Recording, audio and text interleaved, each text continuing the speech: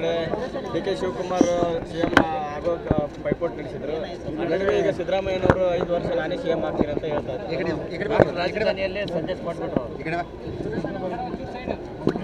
ಮುಖ್ಯಮಂತ್ರಿಗಳು ಒಬ್ಬ ಹಿರಿಯ ರಾಜಕಾರಣಿ,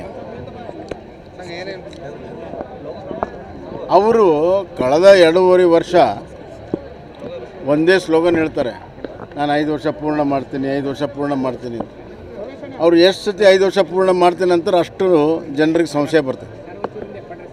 ಅವ್ರು ಹೇಳೋ ಅವಶ್ಯಕತೆ ಇಲ್ಲ ಡೈಲಿ. ಮತ್ತು ಇನ್ನೊಂದು ಮಾತನ್ನು ಅವರು ಮೊನ್ನೆ ದಿಲ್ಲಿಯಲ್ಲಿ ಹೇಳಿದ್ದಾರೆ, ಈ ಒಪ್ಪಂದ ಆಗಿಲ್ಲ ಅನ್ನುವಂಥ ಮಾತನ್ನು ಹೇಳಿದ್ದಾರೆ. ಇದು ಒಪ್ಪಂದ ಆಗಿತ್ತೋ ಇಲ್ಲೋ ಅನ್ನೋದು ನಮಗೆ ಗೊತ್ತಿಲ್ಲ.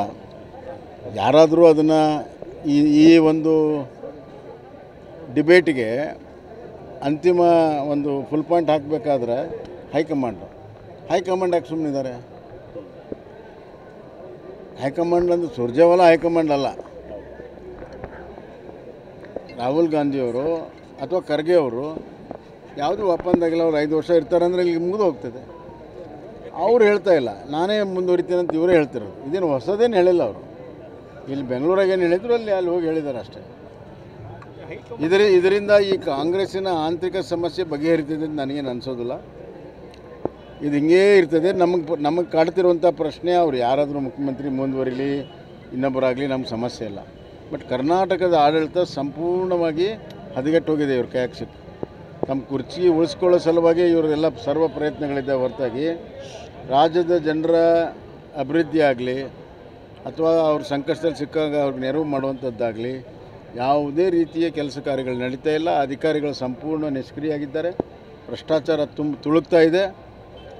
ಕರ್ನಾಟಕದ ಜನ ಹಿಡಿ ಶಾಪ ಹಾಕ್ತಾ ಇದ್ದಾರೆ. ಒಂದು ಸ್ಥಿರವಾದ ಸರ್ಕಾರ ಕೊಡುವಷ್ಟು ಮೆಜಾರಿಟಿ ಕೊಟ್ಟರೂ ಕೂಡ ಇವರೊಂದು ಸ್ಥಿರವಾದ ಸರ್ಕಾರ ಕೊಡೋಕ್ಕಾಗಿಲ್ಲ ಅನ್ನುವಂಥದ್ದೇ ಜನರ ಕೊರಗಿದೆ.